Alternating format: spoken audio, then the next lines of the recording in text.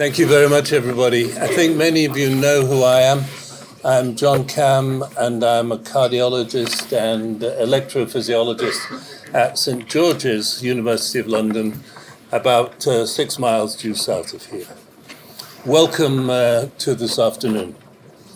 You'll see that Trudy Loban is not here because she is in the United States trying to get the USAF Aware project fully underway. And as you probably know, many aspects of the groups that fall under the leadership of Trudy are now fully operational in the United States, and we're very keen to move the AF Association to the US as well.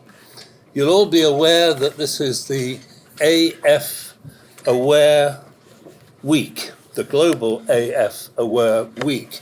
If you find the acronym, all the initial letters, it actually makes GUFFAW, which I think is perhaps not the best word it could make, but remember, when we say guffaw, we're not talking about laughing, we're talking about the Global AF Aware Week. Now, you're in the terrace pavilion of the House of Parliament, and you'll notice that there are no MPs here. And why are there no MPs here? It's because, of course, they're all trying to get re-elected.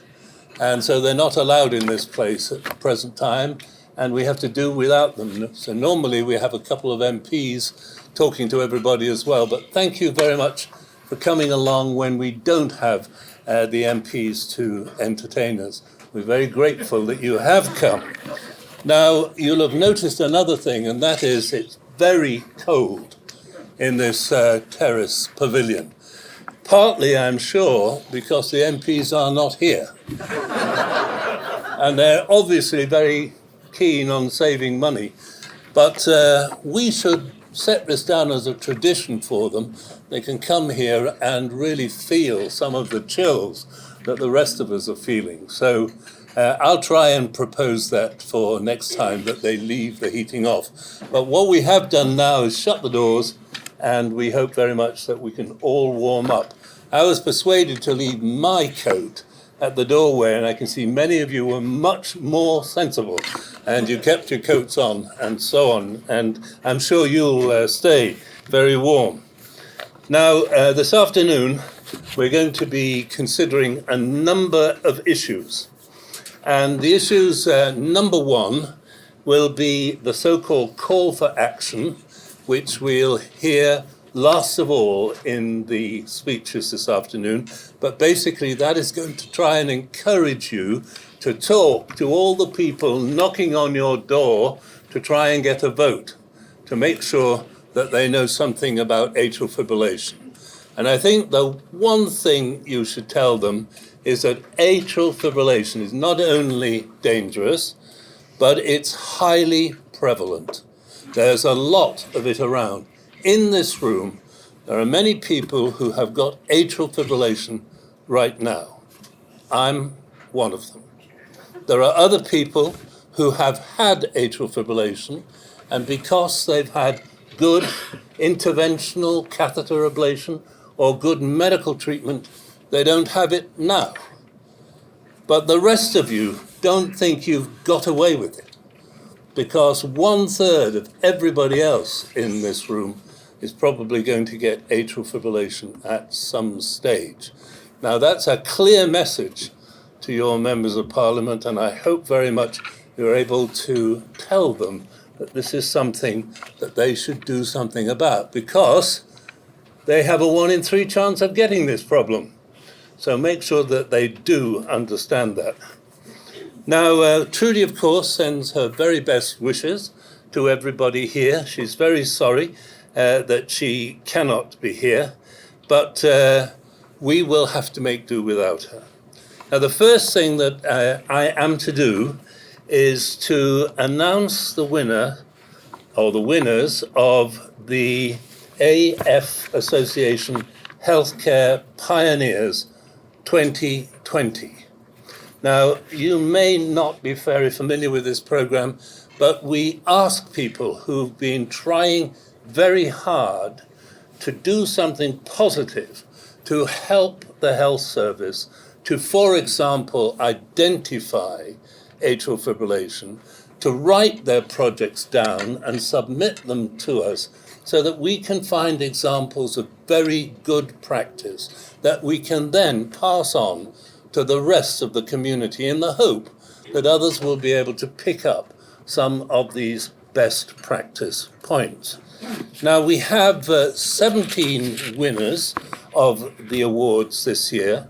We always have a lot of winners because we have a lot of very good projects. And we can't listen to them all this afternoon, but we will listen to two of them, and I'll come back to that in a moment. Just to say that following that, we're going to consider the National Screening Council or Committee of the United Kingdom, because they've been considering whether the health service should be spending any money on trying to detect patients with atrial fibrillation.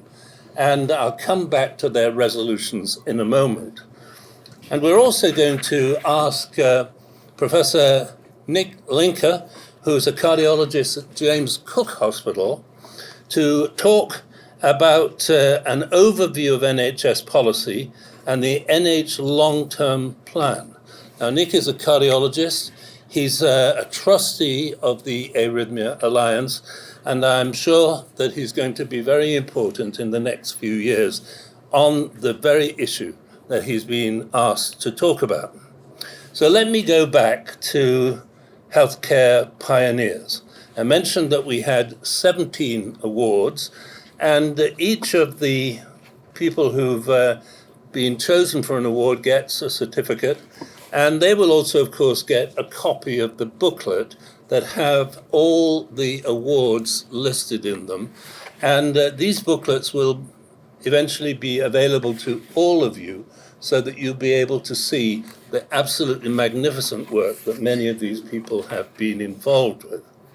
So I think at that stage, it's my turn to be quiet, except to read to you the people who have won these awards. Now, there are quite a few, so don't get too bored. We're not going to ask everybody to come up here and shake hands and get certificates and everything. It all takes a bit too long. But we will invite two people to come and talk about their project. What I would like you to do, if you're in the room and your name is called, please just wave so that we can see who you are, because that would be very nice.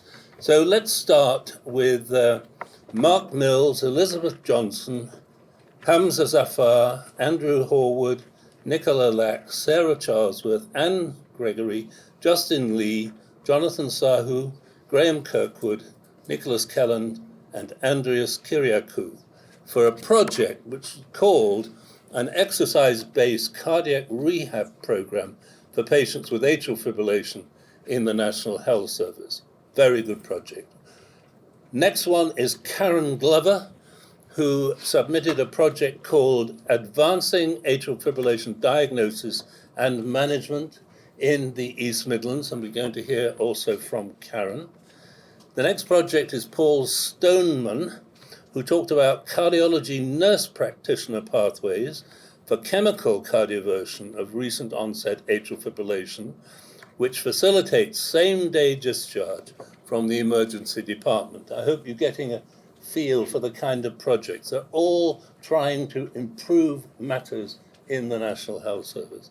Next one is Kevin McGibbon.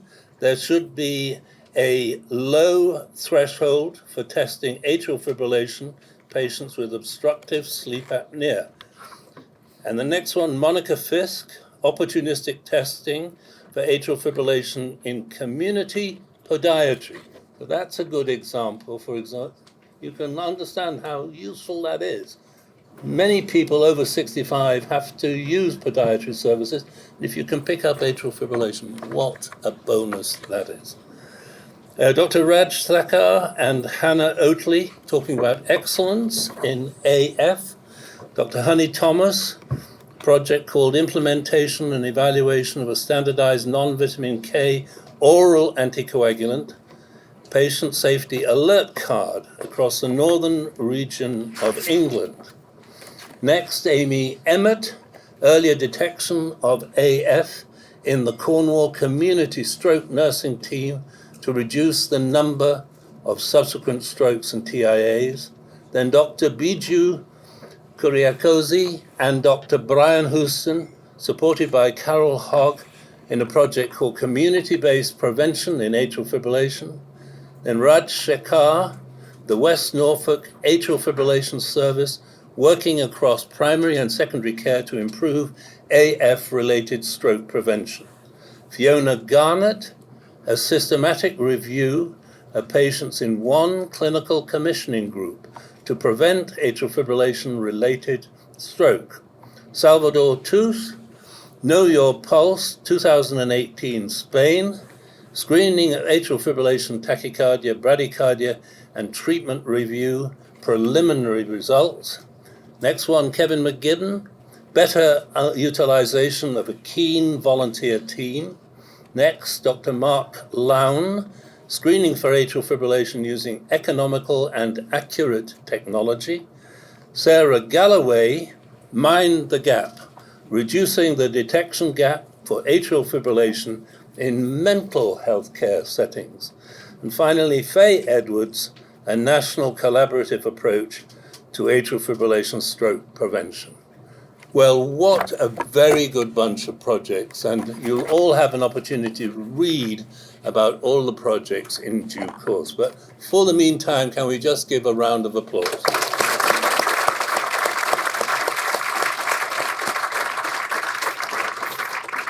Now it's my pleasure to ask one or two of the projects to be presented. And Mark Mills, a junior doctor at Sheffield Teaching Hospital's NHS Foundation Trust, is going to talk about his, and that is Healthcare Pioneer Presentation of Work, an exercise-based cardiac rehabilitation program for patients with atrial fibrillation in the National Health Service. So Mark, where are you? Come and talk to us all. Thank you very much. Good afternoon, ladies and gentlemen. My name is Mark Mills. I'm one of the current core medical trainees at Sheffield Teaching Hospitals. It's a pleasure to meet you all. Thank you to the committee for organising this fantastic event in this fantastic venue, and thank you for inviting us to come and present some of our work to you today. The work that we'll be presenting relates to some of our recent pilot work that we've been doing at Sheffield Teaching Hospitals, whereby we've started using exercise-based cardiac rehabilitation as part of the management of atrial fibrillation. And we're very excited to share some of our results with you today. Now, before going into further detail, I'd like to invite one of my consultant colleagues, Dr. Andreas Kyriacou, to come and give you a brief background as to why we think exercise-based cardiac rehab is critical when it comes to the management of atrial fibrillation. Dr. Kyriacou. As you've heard, atrial fibrillation is the commonest arrhythmia that we face as cardiologists, as electrophysiologists, and millions of people suffer from this. And we do know that a lot more people will develop atrial fibrillation in only just the next decade or two. We also know in the AF community that atrial fibrillation is not just a single disease entity. It's actually associated with a number of cardiovascular risk factors. These are risk factors that we know that also cause a number of other chronic heart conditions, such as coronary artery disease. And a lot of them are on the rise as well. And we talk about obesity and diabetes, in particular type 2 diabetes, which is an epidemic. And some of the statistics are quite staggering. We know that physical inactivity, sedentary lifestyle contribute to that. We know that hypertension is an important risk factor to the development of atrial fibrillation. There's a lot of patients that are not treated well, and a lot more patients actually not diagnosed. So it's very important now to recognize that atrial fibrillation is not just management of the heart rhythm disturbance with either medication or catheter ablation, as Professor Camm has mentioned, but also targeting all those lifestyle factors that we know can cause changes to the heart that promote the development of atrial fibrillation. And there's a number of trials over the last few years that have demonstrated that by targeting all these, by enrolling patients into weight loss programs, exercise programs, can actually lead to improvements in AF symptom management and reduction in AF burden as well. So we wanted to test this in the NHS. We don't have the resource and funds that clinical trials have to be able to show this, but we want to test whether using existing NHS resource, such as the cardiac rehabilitation program that we obviously have running for years and is well established in the cardiac disease pathways, whether we can use that to see whether we can yield the same benefits as some of these clinical trials. And I'd like to invite Liz Johnson, our lead nurse of community cardiac rehabilitation in Sheffield, just to give you very briefly a summary of the cardiac rehabilitation service, and then Mark will present some of the very interesting findings that we've had over the last couple of years. Liz, thank you. As Dr. Kyriacou said, the cardiac rehab programme in Sheffield is well established. So we took on some extra AF patients to see how they would fare in a general cardiac rehab setting. They are initially visited by a nurse at home, and the assessment process begins, where we start looking at lifestyle factors and so on with the patients and their willingness to exercise and to take on some change. Once that's been established and we're happy that they're safe and stable to exercise, they're referred to an appropriate leisure centre where we run our cardiac rehab programmes. They attend there for further assessment with a physiotherapist, and they undergo a walk test and fill in various questionnaires which will be repeated at the end, so we've got some outcome measures as to how those patients have done. The ones we use in Sheffield are the PHQ and the GAD for anxiety and depression, and obviously, as I've mentioned, the 6-minute walk test. They then come twice a week to the programme. One of the sessions is gym-based and one of the sessions is circuit-based. At one of the sessions, they will have additional education. So, for example, one week a dietitian will come and talk about healthy eating. One week they'll have a talk from a pharmacist about their medications, etc., etc. At the end of the programme, all those measures are redone, and hopefully what we see as an improvement in their walk test, an improvement in their mental health status, and a reduction in their weight. And I think Mark will probably fill in where we went from there. So our pilot project had 3 main aims. Firstly, we aimed to assess just whether it's feasible to use an existing service towards the management of AF, and whether there's an appetite amongst patients for it. Secondly, we aimed to assess what type of impact this would have on all the outcome measures that Liz mentioned. Finally, we aimed to examine if we could identify any factors that might lead to patients either not complying with the programme or dropping out for some reason. So over a 2-year period, between 2016 and 2018, we invited 77 patients who'd attended our outpatient cardiology clinic at Sheffield Teaching Hospitals to participate in this 6-week programme. Now, of the 77 patients, about just under 30% attended their initial assessments, but subsequently dropped out at some point during that 6-week process. Another 30% declined altogether to participate in the programme.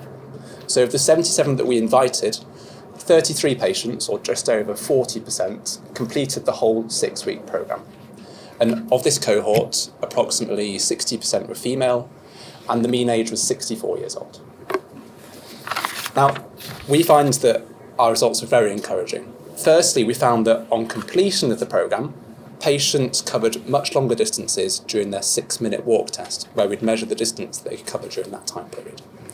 At the start of the programme, patients could cover 390 metres, and by the end of the programme, this increased to approximately 450 metres, a 15% improvement. Next, we also found that their anxiety and their depression levels, as measured through the GAD-7, the anxiety questionnaire, and the PHQ-9 questionnaire, the depression questionnaire, had both improved. Now, importantly, over that 6-week period, we didn't actually find any change in the patient's weight, and this remained static at approximately 102 kilos. On top of that, the patient's resting blood pressure and their resting heart rate also didn't change. Now, at the end of the process, that phase 3 cardiac rehabilitation process, all the patients were invited to continue exercising in a structured environment via referral to one of our phase 4 activity instructors. And of the 33 patients who did do the 6-week programme, 70% opted to go on to that programme. Now, we also aimed, as I mentioned, to identify any factors that might lead to patients dropping out of the programme. And interestingly, we found that those that started the process, or at least attended their initial assessment, but then dropped out, had much higher BMI at baseline compared to those that did complete it. So just to give you the numbers, at the start, these patients had a BMI of approximately 38, just under 38, compared to just under 34 in those that completed the programme. On top of this, those that dropped out of the programme covered shorter distances during their 6-minute walk test. They were only able to cover 320 metres compared to 390 metres in those that did complete the process. And also they had higher GAD-7 and PHQ-9 scores. So to summarise so far, our pilot study shows that firstly it's feasible to use an NHS-based cardiac rehab programme as part of the management of AF, and there is an appetite amongst patients, and approximately 40% of patients completed it. Secondly, we've shown that it improves exercise capacity and anxiety and depression levels in the short term.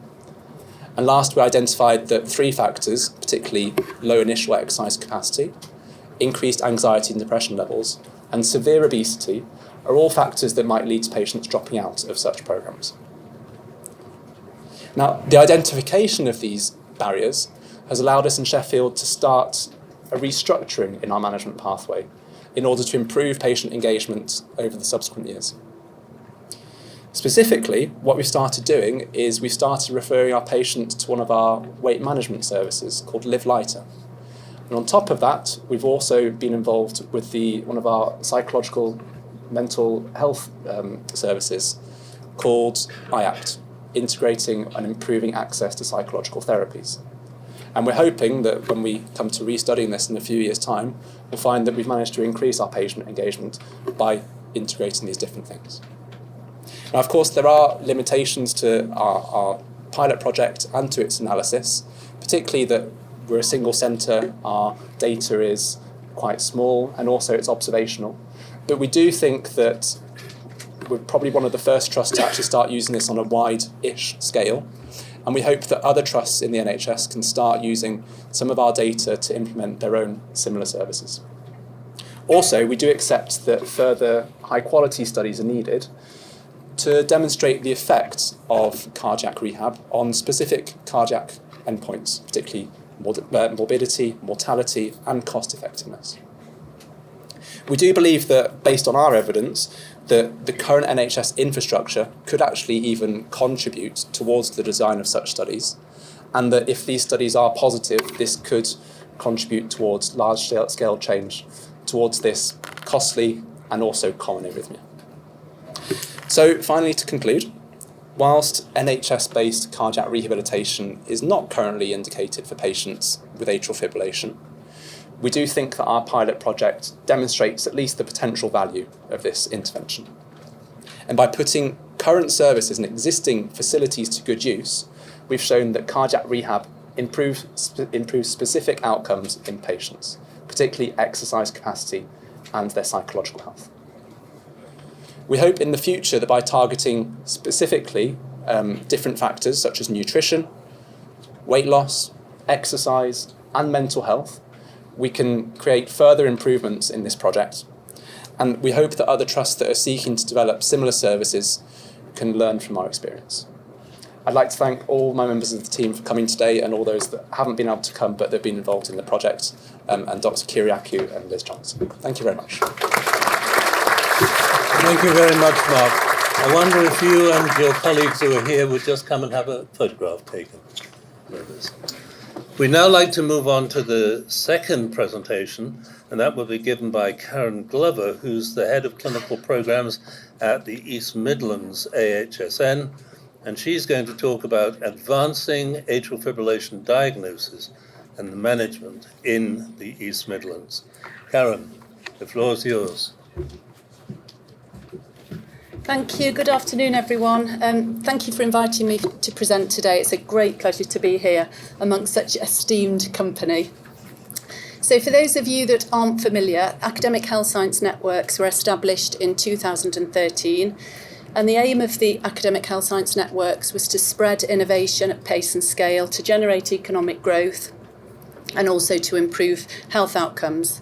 There are 15 AHSNs nationally, and each AHSN connects the NHS with local authorities, industry, academic institutions, and the voluntary sector. So AF stroke prevention was identified as the AHSN network's first national collaborative programme. Our overarching aim was to drive improvements in AF diagnosis and management, and we had 3 specific objectives. Firstly, to increase the detection of AF. Secondly, to increase the uptake of anticoagulation therapy in patients at high risk of AF-related stroke. And thirdly, to optimise anticoagulation therapy and also the anticoagulation pathways. So to give you an idea of the scale of the challenge in the East Midlands, in March 2017, Public Health England estimated that there were more than 120,000 people in the East Midlands with AF, of which there were more than 28,000 undiagnosed. And from a treatment perspective, there were over 10,000 people at high risk of AF-related stroke who were not receiving anticoagulation therapy. So what did we do about that? To achieve significant and sustained improvement in AF diagnosis and management, we developed a multifaceted programme of activity. So firstly, we identified clinical and managerial ambassadors in every GP practice and every CCG. The idea being that it was those ambassadors that would drive improvement at local level. Ambassadors were all equipped with a very comprehensive AF toolkit to facilitate engagement across their own practices, but also to raise the profile of the initiative across local populations. And as part of that toolkit, we had some evidence-based quality improvement tools that we shared with colleagues in general practice and offered support to develop bespoke performance improvement plans. We worked very closely with colleagues from the East Midlands Clinical Network to develop a suite of infographics, and these highlighted variation in AF diagnosis and management at practice and CCG level, and these were great in developing or creating a compelling case for change. We deployed over 850 mobile ECG devices to over 400 general practices across the region, and these were to facilitate and improve accuracy of AF diagnosis. So these devices were not only used in routine GP consultations, they were also used in a more targeted way, for instance, in flu clinics and in NHS health checks.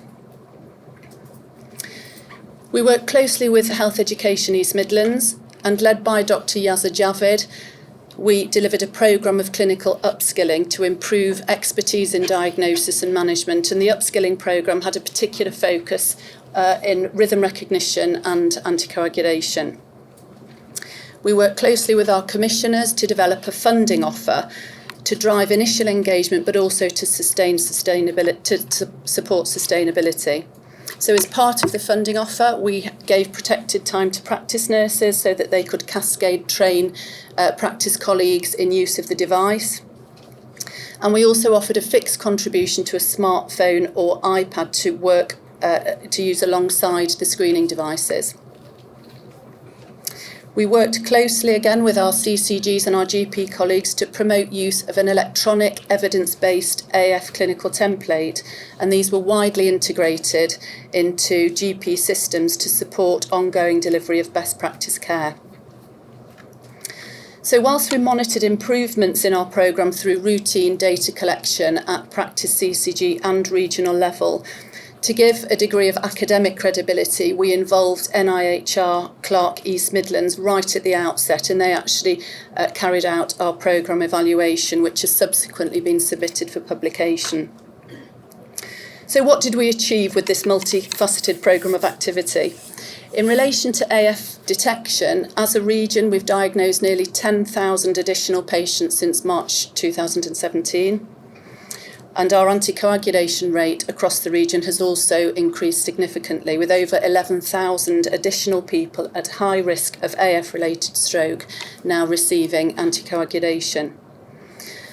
And in terms of clinical and cost efficiencies, this level of improvement equates to the prevention of more than 300 strokes, over 100 deaths, and aggregate health and care savings of more than £6 million per year. There were, of course, some key challenges along the way. So ownership of the programme was often affected by changes in clinical and managerial ambassadors at CCG and practice level. For some CCGs, AF simply wasn't regarded as a current priority. We also had resistance from some clinicians who didn't see the added value of the programme and so were reluctant to promote the initiative locally. And for others, there were challenges around capability and capacity to participate. I do want to finish by saying that we very much believe in the East Midlands that the cornerstone to our success with this programme was our system-wide collaborations with key stakeholders. So from an internal oversight perspective, we established, of course, a regional AF steering group, and this was instrumental in shaping programme delivery. We secured wide representation from CCGs, the East Midlands Clinical Network, Public Health England, Health Education East Midlands, and also right care and voluntary sector partners, so the Stroke Association, British Heart Foundation and the Heart Rhythm Alliance, and each of these partners brought unique insights and contributions to the table. We also were very proactive in securing membership of key forums across the East Midlands, so we secured membership, for example, of the CVD Clinical Network, and also strategic level boards in the ICS and STP geographies. Crucially, in the East Midlands, the AF programme was embraced by EMPO. So EMPO is the East Midlands Partner Organisations, and this is a collective of 9 region-wide organisations that operate within the research and innovation space.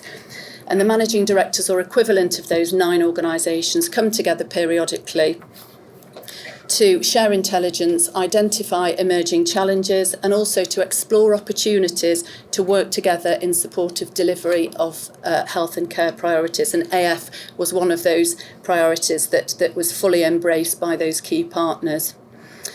And from a national AHSN network perspective, just to say that the national team established a nationwide AF community of practice, and that was hugely beneficial in terms of providing a platform for learning and sharing. So just to finish by saying, in terms of our next steps, the focus of our AF strategy now is to sustain and improve performance across the region. We're deploying ECG mobile devices to community pharmacists to increase our detection rates. And we're also introducing virtual clinics, whereby specialist anticoagulation pharmacists are deployed into GP practices to work alongside GPs and practice pharmacists to optimise anticoagulation for patients with AF. And we're also exploring a framework for patient self-testing to ensure that we have appropriate governance, education, training and support for those patients who are monitoring their own responses to anticoagulation therapy. Thank you. Thank you very much, Karen. Please don't go away. Thank you very much for another excellent talk, great project, and something that can be emulated widely over the NHS. So please listen to this kind of activity. A photograph, please, Karen. Thank you very much. Thank you. And for the rest of you who were not invited to give talks, the presentations will be made at the end of this session in the room next door. So please all go along to that. And I should have given you, Karen, if you're still here anywhere, I should have given you this certificate and booklet. So perhaps somebody will pass it along to you, Karen. Now, what you have just said in your last talk, I think, is a very good point for us to address the so-called National Screening Committee. I think all of you know that atrial fibrillation is not just a cardiac rhythm disturbance, but it is also associated with 5 times the risk of stroke, 2 times the risk of dementia, 2 times the risk of heart failure, 2 times the risk of sudden death, 2 times the risk of all-cause mortality, and 3 times the risk of hospitalization. So this is a serious condition. And it seems to most of us that if we were able to discover who had this rhythm disturbance earlier, we might be able to treat many of those potential complications and improve the outlook of patients. We know that many of our treatments are highly effective, for example, anticoagulation for prevention of stroke, and all the other complications can also be fairly effectively treated. Now, in the hospital sector, we generally think that all atrial fibrillation is similar. But the National Steering Committee didn't take that view. They thought that atrial fibrillation that is sufficiently severe to bring a patient to a hospital is worthwhile anticoagulating, but atrial fibrillation that you pick up with the efforts such as those that we've heard about is not significant enough to identify a patient at great risk. They also thought that it was very difficult to see the wood for the trees amongst all the evidence that has been accumulated. Nobody has done enough work to make sure that we fully understand the limits and concerns about all the studies that have been done. And finally, they pointed out that we have no trial where we ask one group to screen patients and another group not to screen patients, follow them for many years and find out if the screened patients do better than those who are not screened. In other words, a randomized controlled trial. Now, to us, and particularly to the patients here, I'm sure you're convinced by the fact that if you have atrial fibrillation, you're at risk of stroke. If you treat atrial fibrillation, you're not at anything like as much risk of stroke. I'm sure that you're aware that atrial fibrillation, which has been discovered by screening, has been shown to be at risk of stroke. You're also aware that people who come first to the hospital with stroke often have their atrial fibrillation discovered just then, instead of perhaps months or years earlier, when somebody could have done something about it. Now, the National Screening Committee want us to do proper trials, and I'm pleased to say that these proper trials are underway. But probably we're going to have to wait for another 5 or 8 years before we have the results of those. So screening is not going to be recommended by the screening committee until those data are available. And that is very sad, because those of us who have our patients most in mind would like to try and make sure that we do identify their problem and treat them for their problem before it creates a catastrophic complication. Now, we do have big trials funded by the European Union and by the National Health Service, or the MRC, and these trials will eventually show whether screening for atrial fibrillation is valuable enough and cost-effective enough to implement in the NHS. So we have to understand the logic of the screening committee. It's not talking nonsense, but it is being very particular about the quantity of data that it requires. And probably if you're contemplating spending huge amount of money from the health service budget, you have to make sure that you're spending it well. So we're currently in that situation, but you also heard and you've seen on numerous occasions that actually so-called systematic screening, which is what we're asking the government to do, is being taken over by opportunistic screening. In other words, when a doctor sees a patient or a healthcare professional sees them, like a pharmacist, a podiatrist, whatever you have, they can feel the pulse. They can work out whether it's irregular. They can get an ECG. And also, nowadays, patients can find it for themselves with equipment like the Apple Watch or the AliveCore device and so on and so forth. So consumer-led and doctor-led opportunistic screening is actually taking this out of the hands of the National Steering or Screening Committee. So let's be happy about that at least. So thank you for that. And now I want to ask Professor Nick Linker, consultant cardiologist at James Cook Hospital, to talk about access to service and treatment. Remember, of course, Nick cannot talk a great deal about what the plans of the NHS are, simply because we're in this amazing purdah period. So he can't say anything that might have any kind of political overtone. Unlike me, I'm happy to say that he can't. But Nick, come and tell us what you can. Thanks very much, John, and good afternoon, ladies and gentlemen.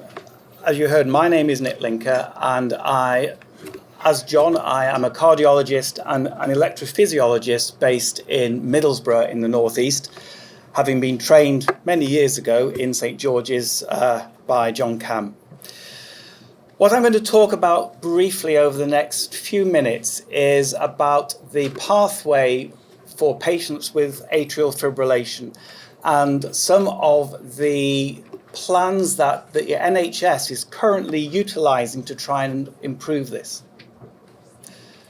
The first thing to say is you may be aware that there is this document called the long-term plan. The long-term plan is really important for us because it brings back cardiovascular disease into the forefront of the NHS. Many years ago, in the early 2000s, there was a national service framework that the Arrhythmia Alliance, led by Trudy Loban at the time and by John Camm, got onto the agenda of the NHS to highlight arrhythmia management. However, about 5 to 10 years ago, there was a view that a lot of the work had already been done and cardiovascular disease fell a little bit down the agenda with the NHS, and other conditions which are important, such as mental health and diabetes, became more prominent. With the release of the long-term plan, cardiovascular disease is now back at the forefront of the NHS agenda. Specifically, as part of the long-term plan is atrial fibrillation, which is really important. And this goes to show that the NHS now recognises that the diagnosis of atrial fibrillation and stroke prevention in particular is very important. We've already heard today about some excellent work that is going on in terms of the diagnosis of atrial fibrillation through the AHSNs, through various projects using podiatrists, diagnosing atrial fibrillation in mental health, etc. That is really important to make the diagnosis. The next step in terms particularly of stroke reduction is getting people anticoagulated. Now, the NHS has a pilot proposal that is currently being evaluated for this. This is called the AF Demonstrator Programme. So what they have done, they have selected 23 CCGs around the country who were chosen because they had low rates of anticoagulation for people with atrial fibrillation. And they have gone to use a number of allied professionals, pharmacists, nurses, to try and go through the database that GPs hold of people with atrial fibrillation to identify those patients who are not anticoagulated, discuss their cases with the GPs and try and get these patients anticoagulated. That pilot is due to come to an end at the end of March next year, and then a decision will be made as to whether to roll that out across the country as a whole. Anticoagulation is really important, and one of the things that I'm particularly interested in is getting the patients involved in the discussion. So we're great as doctors advising people what we think you should have done and what treatment you should take. But there is a very useful project that is happening as well around a procedure called shared decision-making. Shared decision-making is basically getting the patients involved in making the decision, rather than us, the doctors, telling you what to do. It is a process of engagement whereby we listen to the patient's view, we listen to your concerns, we listen to your feelings about this to enable us to work with you to make a decision about the benefits, the risks of anticoagulation for atrial fibrillation as a good example. And that again is being led by the AHSNs, and they are working very hard on that. Two more smaller things to mention, but moving on to the treatment side of things around the atrial fibrillation per se. There is a program in the NHS which is called the Specialised Cardiac Improvement Program, and that program is helping to develop a toolkit around a pathway for patient management leading towards ablation. It's not going to surprise you to know that depending on where you live within the country, the route in to see an electrophysiologist, the route to get an ablation for atrial fibrillation is very variable.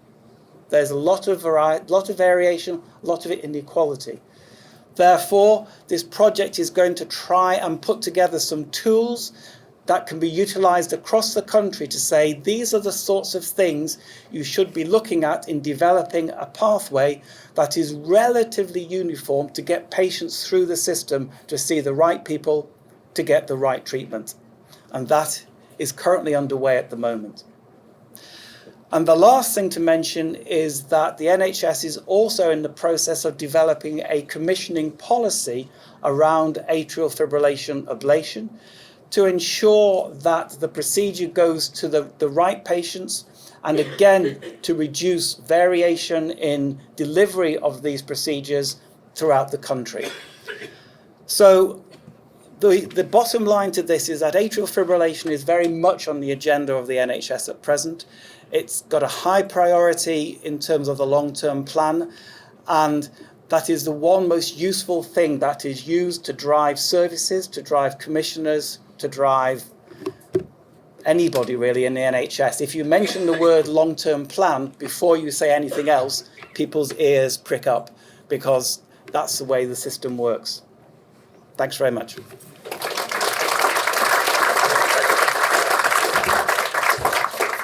Thank you very much, Nick. We only have one other part of the programme left, and you will know that patient groups often work as pressure groups.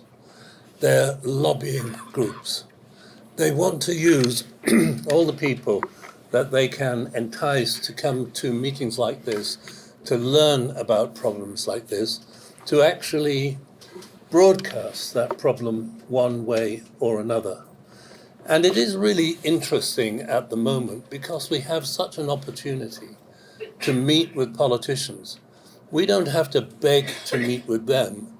They are begging to meet with us. So now is an opportunity to say just a few words to them about the healthcare problems that we have, and specifically about atrial fibrillation, because everybody in this room has an interest in that topic.